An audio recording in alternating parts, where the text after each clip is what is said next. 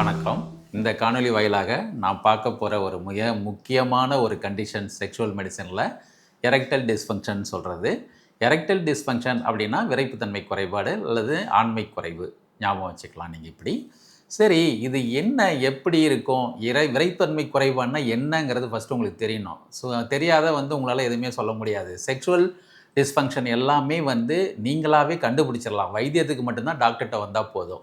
அப்படி இருக்கும்பொழுது விரைப்புத்தன்மை குறைபாடுனா என்ன அப்படின்னா, ஃபஸ்ட்டு ஒவ்வொரு முறையும் நீங்கள் செக்ஷுவல் லைஃப்பில் ஈடுபடும் பொழுது தொடர்ச்சியாகவோ அடிக்கடியோ நீங்கள் விரைப்புத்தன்மை குறைபாடு, அதாவது அந்த விரைப்புத்தன்மையை அடையிற நிலையையும் நீட்டிக்கிற நிலையையும் எட்ட முடியாத ஒரு நிலையில் நீங்கள் இருப்பீங்க.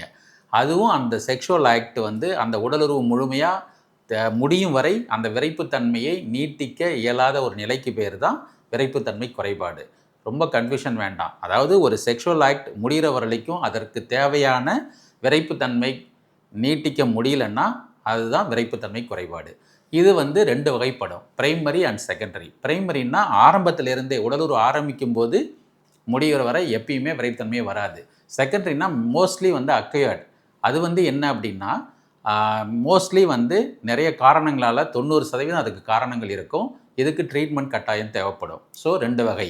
இப்போது இது எப்படி வெளிப்படுத்துகிறாங்க அப்படின்னா, மெயினாக விரைப்புத்தன்மை அதாவது கெட்டிங் அண்ட் எரெக்ஷன், விரைப்புத்தன்மை அடையிறதுல, அப்புறம் அதை நீட்டிக்கிறதுல பிரச்சனை. இது 2ம் சேர்ந்துனா என்ன ஆகும்னா உங்களுக்கு ஆசை குறைய ஆரம்பிச்சிடும். ஸோ 3 நிலை. அடுத்தது இப்போ நிறைய பேர் கப்புள்ஸ் என்கிட்ட என்ன சொல்லுவாங்கன்னா, சார் உடலுறவில் ஈடுபடுறோம், இவருக்கு ஆரம்பத்துலேருந்தே விரைப்புத்தன்மை இல்லை அப்படின்னு ஒய்ஃப் சொல்லுவாங்க.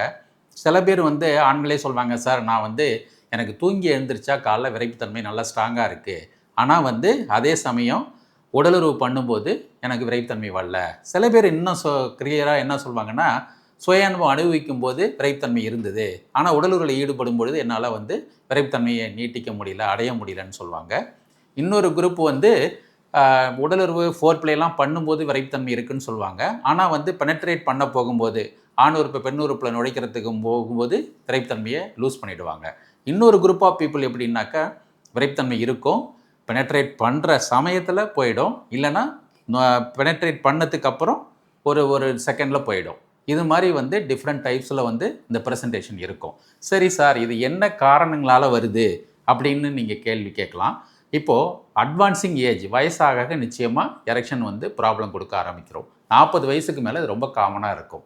அட்வான்சிங் ஏஜ்னு சொல்லுவோம். இது ஒன்று.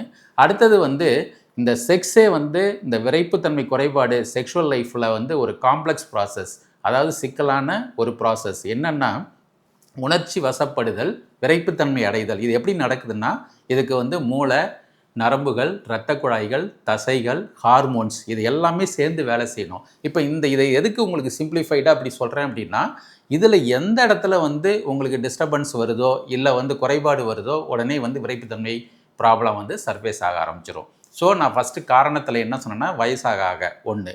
ரெண்டாவது வாஸ்குலர் எரெக்டல் டிஸ்ஃபங்க்ஷன். அது என்னென்னா அப்படின்னா இரத்த குழாய் சம்மந்தமான பிரச்சனை.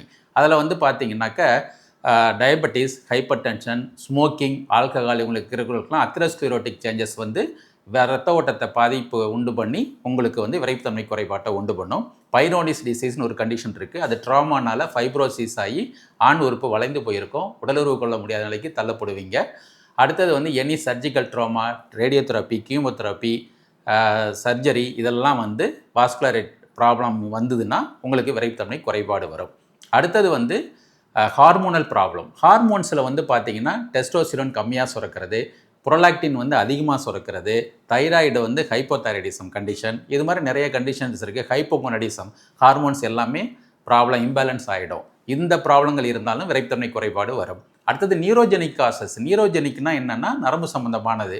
அதாவது எப்லெப்சி, அதாவது வலிப்பு நோய் உள்ளவர்கள். அடுத்தது சைக்காட்ரிக் இல்னஸ்ஸு, பெரிஃபரல் நியூரைட்டிஸு. அடுத்தது டயபெட்டிக் ஆட்டோனாமிக் நியூரோபதின்னு சொல்லுவோம். சுகர்னால் நரம்புகள் பாதிக்கப்படுறது. இதெல்லாம் ப்ராப்ளம் இருந்ததுன்னா உங்களுக்கு நியூரோஜெனிக் காசஸ் இது மாதிரி ப்ரெசன்டேஷன் ஆகும்.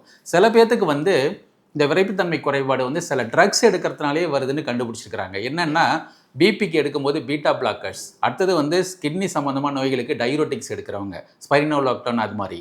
அடுத்தது கீமோதெரப்பி அண்ட் ரேடியோதெரப்பி எடுக்கிறவங்க.